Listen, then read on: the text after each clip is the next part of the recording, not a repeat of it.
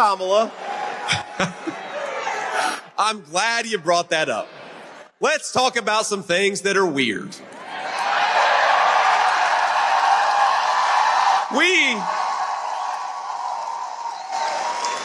We think it's weird that Democrats want to put sexually explicit books in toddlers' libraries.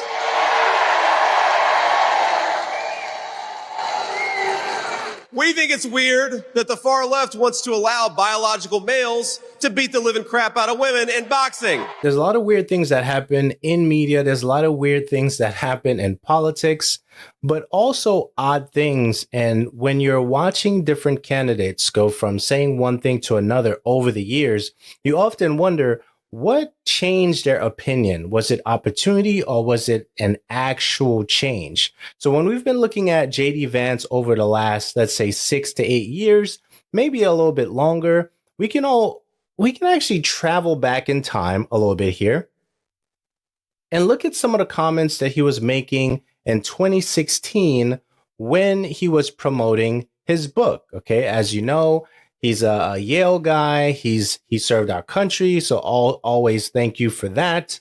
You know, amazing family. Interesting comments about the cat ladies in recent weeks that came back up, right? Those comments were quite a few years ago, but of course that comes up whenever you're actually running for anything, especially in politics. And politics is always interesting because to me, a lot of it is propaganda, right? There are a lot of sayings that take place, you know, appealing to emotions, pandering to certain groups. And you often wonder, are you just doing that for the opportunity? So in this video, you're going to see a couple of things. You're going to see JD Vance 2016. You're also going to see JD Vance 2024. So we're going to play a couple of those in this particular video. So if you haven't done so already, please make sure you like, subscribe. I do appreciate that. And I kind of leave it up to you to decide on how you feel about statements that you hear in the videos that I create here. So you're going to see 2016 JD and you're going to see 2024. And ask yourself, what changed in the years in between, right? So first up, you're going to see JD Vance back in 2016 promoting his book. Take a listen. I've said one of the great predictors of whether you'll be attracted to Donald Trump is whether you are pessimistic or optimistic about the future. That's right. If you're pessimistic about the future, you'll vote for Donald Trump. That's right. One of the biggest drivers of Trump's support, and one of the things that's most predictive of his support, is that you express cynicism about the future and a belief that your kids. That's what he gives voice to every time he makes some campaign stuff.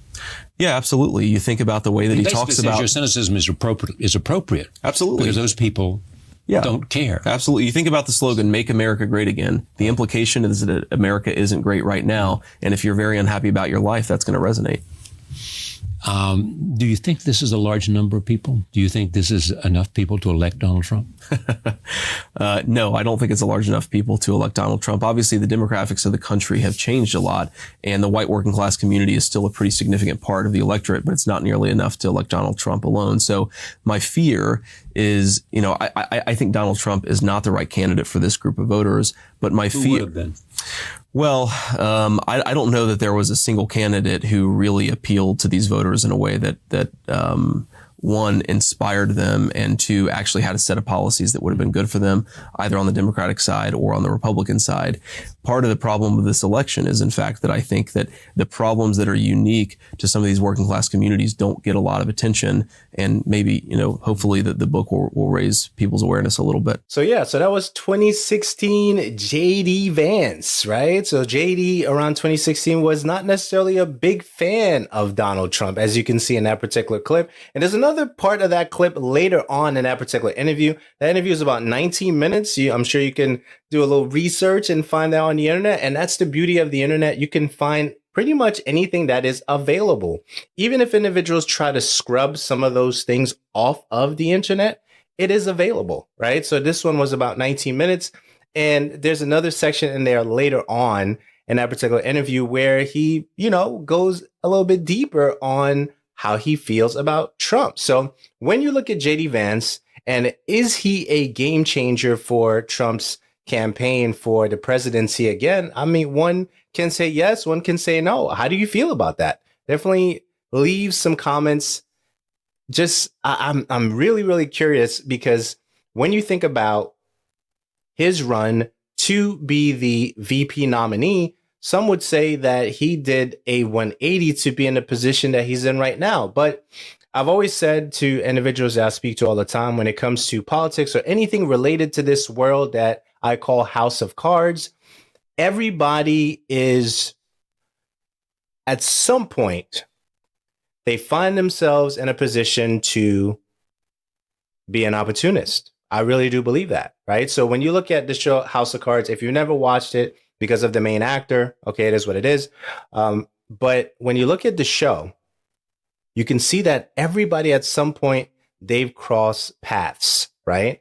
Whether it was at a cocktail party or something, but they know each other. So at some point you have to run into those circles, because either you're a senator or whatever you're doing, right? In that world, you're going to run into those individuals at some point. Now, if those individuals are going to benefit you at a later date, and you see that they've risen to power and influence, and you weren't necessarily expecting that, at some point, not saying this is, the deal with JD Vance, but at some point you have to ask yourself, is this going to benefit me? And how exactly is this going to benefit me? And what can I do to take advantage of that, right? So a lot of folks, if you look at anybody who's speaking about JD Vance in any way, shape, or form, especially how he even got here, they'll say, well, this is a 180 in a lot of ways, right? So now take a listen to JD Vance speaking at a recent rally, okay? But here's something I can't stomach about Kamala Harris. It's when she has the nerve to question our loyalty to this country. And she does. Well, here's what President Trump and I believe about loyalty. Loyalty to this country is closing our border, not opening it up. Loyalty is making life more affordable, not causing inflation because you can't stop sending money like a drunken sailor. Loyalty is safeguarding Medicare for American citizens, not bankrupting it by sending it to illegal aliens, which is what she wants to do. Loyalty is protecting Laken Riley, not allowing an illegal immigrant to take her life. Loyalty is serving in the United States Marine Corps, something I am proud to have done. Loyalty is taking a bullet for this country, something Donald J. Trump did. Kamala Harris, if you want to see the face of disloyalty, look in the damn mirror. So now the last line of that particular clip, he says something to the effect of, if you want to see the face of disloyalty, look in the mirror. I find that statement very interesting in light of how we see individuals who are politicians go from believing one thing year one, then making a turnaround and believing something completely different in year 4 or 5 when it benefits them and an opportunity raises up for them, maybe for a check, maybe for power, maybe for influence. I'm curious on how you actually see what's happening in this particular space when it comes to a JD Vance. Is he a game changer for Trump? Some individuals will say yes, and some individual will say no. Like even in interviews in the past, he will say things to the effect of, speaking about his family upbringing, tremendous upbringing, right? By way of, studying hard, working hard, going to the military right after high school, and making something of himself and his family. I think those things are absolutely amazing. But in the politics, that particular world, from what I've seen over the years, it's really about where can I find an opportunity to rise, right? It almost feels like a Twilight Zone version of what people talk about in rising up in corporate America, right?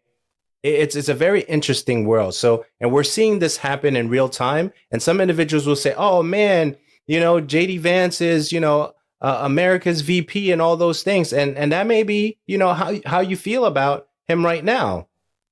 But have you seen some of the things that he said about the very individual he's standing next to now at rallies? I think it's very interesting. Really want your take on that. Last but not least, I'm going to play this next clip. And before I do, I want to tell you about 12 rules for propaganda. You have to read this book because it shows you how these things have been happening for centuries, right? And we're at a place now where it's happening so much, individuals can't necessarily critically think about the things that they're seeing in the media. And I think that you should take the time. You should do yourself the tremendous service to check out 12 Rules of Propaganda. Link in the description below. And before we get out of here, definitely check out 2016 JD Vance again, speaking about former President Trump. They follow you everywhere. Oh, absolutely. It's very interesting. The internet is, a den of vipers, as I like to say.